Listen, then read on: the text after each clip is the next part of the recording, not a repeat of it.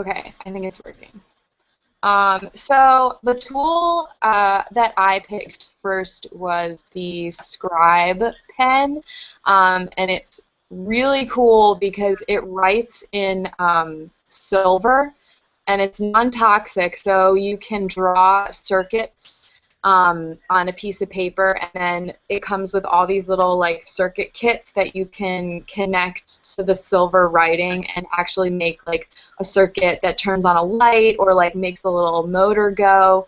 And I thought it was really cool because when I was in 5th grade, I remember my 5th grade teacher made us wire a mini house. Like we built a house out of a shoebox, and we had all these little copper wires and batteries and like paper clip light switches and stuff, and we had to wire this whole house so the lights turned on. And it was so hard because if you had these like wires that wouldn't really like stick to the circuits they were supposed to go to, and this pen just seems like such a better idea. I mean, you can make it connected like super far or like a squiggly little line. You can basically just draw whatever you want. It's on paper? Yeah, you can draw it on paper. No, that's really interesting. I was like trying to when I went to the link, I like was trying to figure out what it did. I was like, this is interesting. It's like, and it had compared like a bunch of other companies that make the same type of electric pen, and all the other pens like get smudged, and a bunch of the reviews said that like it takes too long for the like silver ink to dry on the other pens, that like the kids would like write it and it would just get all sloppy and they couldn't make the connections.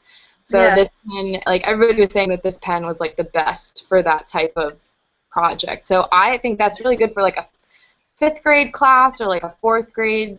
Is it expensive? Class. Huh? Did you see that? Is there like prices on there? Is it expensive? Or I guess you can like just like get it for classrooms. Yeah, I think it might be too much for like every kid in the class to have one, but if you sort of break them into groups, you know, and have one per group, or like, you know, have bigger groups and have like only 2 in your classroom, but it's definitely like it's not like completely Yeah.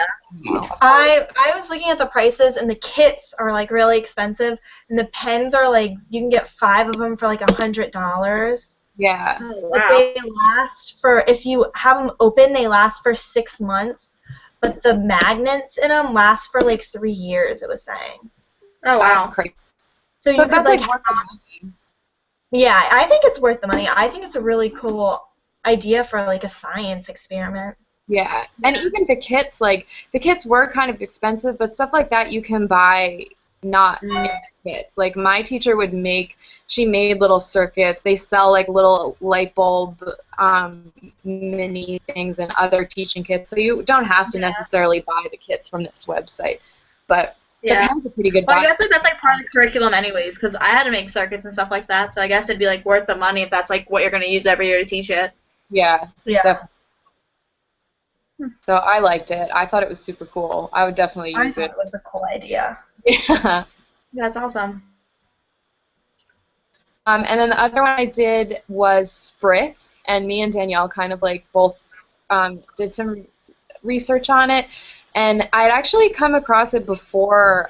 Somebody posted a link to it on Facebook like last year. And I didn't really know what it was, but it seems like it's, once I was looking into it more, it was kind of like it helps younger kids learn how to read, but for adults it helps you improve your reading speed. So it'll like flash, you can download the app on your phone or on your computer or on a tablet or something, and it reads the text on your computer and it pops it into this little box, and you can click how many words per minute it'll show you, and it goes like 250 all the way up to like 500, and you like work your way through it, and eventually it increases your reading speed and your comprehension speed. So that's super helpful, not only for kids who are like just learning to read, but more advanced kids in your class that like want to learn how to read faster, or even like I would use it just to practice, you know, skimming and understanding what I'm reading. So that one was really cool too. Yeah, I said it allows your brain to focus, and it works on fluency and sight words, which is good for like time tests. Yeah. That the kids will have to take. Like or even like preparing for like the SATs or something, like if you spend like 10 minutes reading a passage and you have like 20 minutes to complete like 15 questions or something like that, you don't want them to have all their time reading Yeah. a passage. Well, especially for like younger kids, like when they're starting to read, because I guess there's different levels of like the sentences, right? Well, yeah, Yeah. you can Helps put with it, like fluency and stuff like that. yeah, you can put it on your like bookmark and do it with any web page. It was saying like you can use it wherever. Yeah, like it'll read, like if you're on like CNN or something, it'll take the text from the website and like pop it in this little thing, and it highlights the letter that's in the middle of every word, so your eyes, like, they can focus on something right in the middle, and then it just flashes the rest of the word through, so it kind of like forces your eye to focus on something and then real quickly like changes the words, so you don't even have time to really like think about the fact that you're reading, you're just kind of Reading. automatically reading. I had some concerns about that one because of like I just wrote down like reading comprehension. Like if you're only focusing on looking at the word and reading it fast, you might have reading comprehension issues. That's all. That's what I put. And then I was using it and I kind of like forgot what I read because I was trying to focus on how fast I could read it. Yeah. I think you definitely have to be. Yeah, like you have to be careful about how you're using it, and that it's not like the main like emphasis of your lesson, more of just to like enhance like a part of your lesson or something. Yeah. That's a good. Like you have to be careful that they're actually like making sense of what they're reading. Yeah. Huh. Interesting. Those were cool tools. Yeah, I would never like, think of that pen though. That's really cool. yeah, I Yeah. thought that I was would really definitely use cool. that. Like, if I had that, like I would have a lot of fun as a kid with that. Oh, Yeah. I would have so much fun. And you can use just a normal battery to make it go. Like Yeah. make it highlight. Yeah. Have that in a That'd class. be awesome. hmm It's like an investment. Yeah, and that whole website, like that, the one page focused on the pen, but the website itself had a bunch of other like little electronics and all the same, like not exactly the pen, but like a bunch of different type of like science electronics. So that website too is a good resource in itself. Yeah. Well, mine's like the link that I looked up, it's a little different. It's not like an exact tool. It's through the Discovery Education website, and it's called Web 2.0 Tools. And there was like 4 different sections. It was like presentation tools, video tools, mobile tools, and community tools. Mm-hmm. And so, first of all, like for your DJ thing, you guys should definitely go to this because there's like literally like 18 different things that you can like put on your account. Yeah. But it starts off with like the presentation tools, and there's like it links to all these different websites. So there's like the SlideShare thing, which is kind of like the Powtoon thing, but it's more like educational. It's not like for kids. It's more like just like different slides. You can put music to it and stuff like that. And then there's also like a whole education section where there's pre-made slideshows on like different topics, which is pretty cool. That's convenient. Yeah, that's already made. Yeah, but like those ones are more like for like I guess like high school, like more like higher level thinking, or like even for just people in the education profession, like stuff about like Common Core and stuff like that.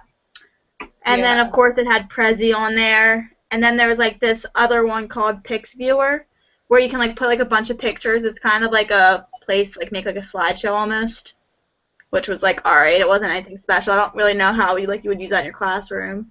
Yeah. And then the video tools, there was this one website called Animato, and you can like make 30-second free videos and like with different video styles and put music behind them, and that's like the free portion. But also like your school can like get a package deal where you can buy it for like all the teachers' use, and you can make like videos with like combination of videos, pictures, music, and like different slides. Like you know how like for like your graduation stuff they always like show like the big like slideshows or dances of like different pictures and stuff like that. It's like a way to make those.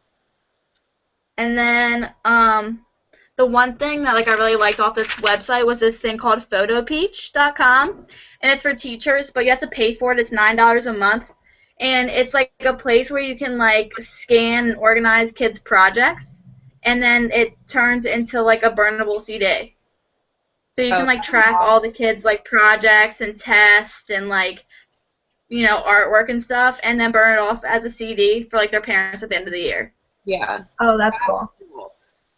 Yeah, and it's only $9 a month, and you can make up to 50 different accounts each year.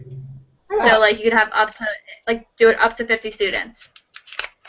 That's cool. Which is pretty cool. That's cool. Yeah. Because classroom organization, like, the more I've been on Pinterest a lot, just like looking at classroom organization ideas, and like they're all like, some of them are just like shelves and shelves of binders, and I'm like, okay, that's organized, but it's not like, you're gonna have to go through each one. Like if you use this photo peach, it seems like it's all just like, well, and like I know like as like a parent, like my mom has like just bins of like stuff from like my childhood, but it's like all like paper and stuff, and just like oh, you like look at it and you're like, oh, that's fine. It'd be so much easier to have it on like a DVD. You just like pop in your like computer, and it's so much easier to store for parents, because like all that stuff gets like lost and like torn up, and like some parents will like easily save a DVD rather than like a bunch of like artwork and stuff like that that normally goes right into the trash. Yeah, exactly.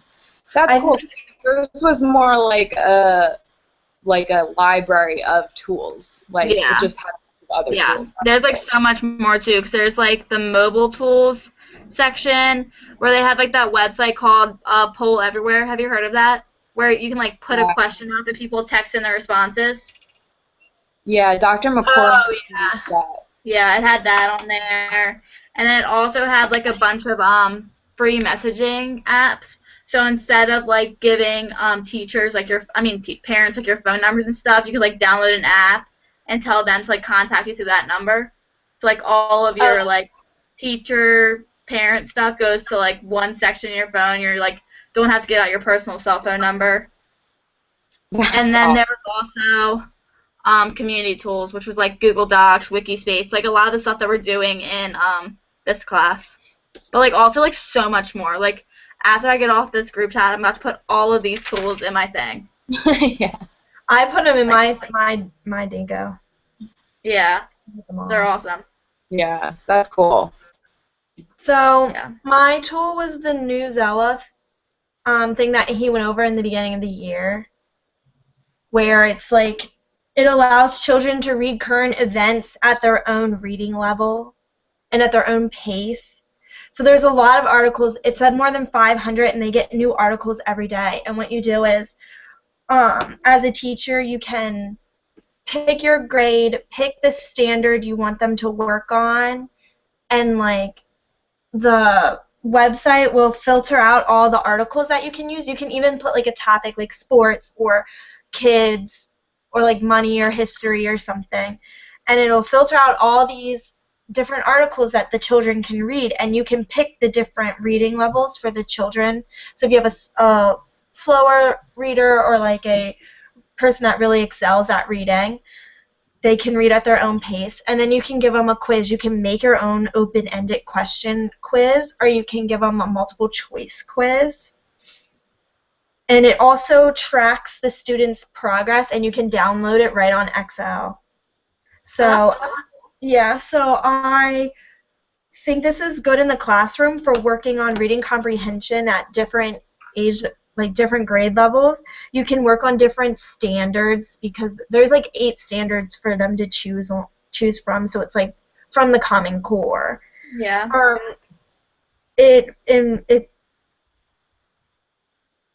It talks about like using it for fluency and like encouraging them to look back and reread. Also like current events too, so you can just use it for like the news aspect of it, but making sure that they can understand it as well. Yes, I also put it for like social studies and science. And then I said that it engages students because you can put in their interests. Like if you are in a first grade class and you have a boy that needs to work on like what's in the article, like rereading, you can like put in a sports team or like a sports article and he'll like really be into that. Yeah. And It's it like- also works with nonfiction text, which is big in the Common Core. Yeah. This was like, so far, the Newsela thing has been my favorite that he's talked about. It just seems like you can use it for so much, and current events, it's like really hard to integrate current events into elementary schools because it's so hard for them to understand or relate to.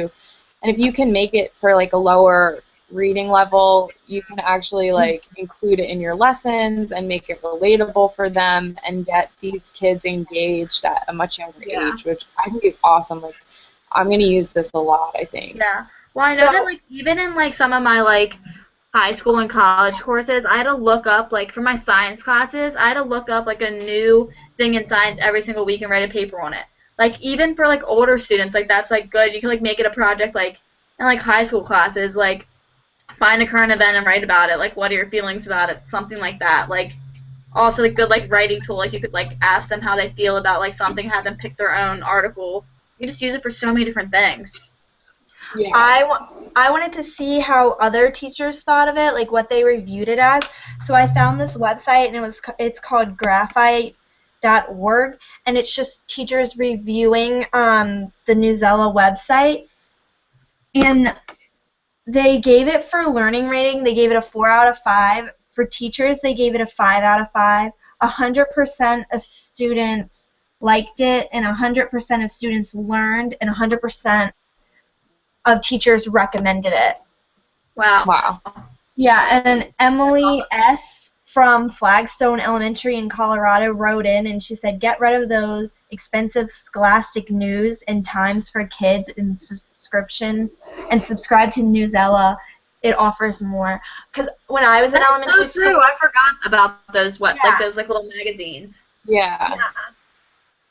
those magazines, and like I think it's good because for classroom discussions, when you're trying to differentiate instructions, I feel like you have more guided reading lessons. They're small groups because you have the slower kids or the kids that are like faster at reading, and you want to give them different texts.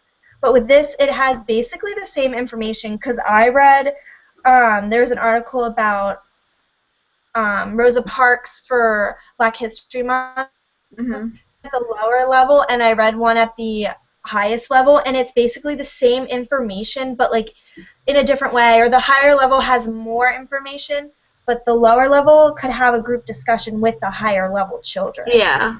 That's awesome. So I think it's good in that way too. Yeah, nobody's going to fall behind. Yeah. Well, I like our tools. I think this was cool. Yeah, this was cool. I think I'm going to use all of these tools. Yeah. Yeah. So I'm what- so It was just cool because there's so many different ones like within like one thing. Yeah. Yeah. There's so much. I mean, some of them like they weren't free, but like you could like find a way to use them, or you can like find out if like it'd be worth like the school like buying a subscription to it. Yeah. Mhm. I'm sure if you get like enough people like on your side. But Oh yeah, or you do like donations or like drives. Like the one that I think is the most practical is the Newsela one. The one that I think would be the most fun would be the pen. yeah, like not Definitely it doesn't not. like yeah that would be fun. That would like encourage just so want many it kids now. to like get into like science. Cause Yeah. like hands-on and like an experiment. Definitely. All right, guys. Good discussion. Discussion. All right, I'm signing off. All right, bye. Bye.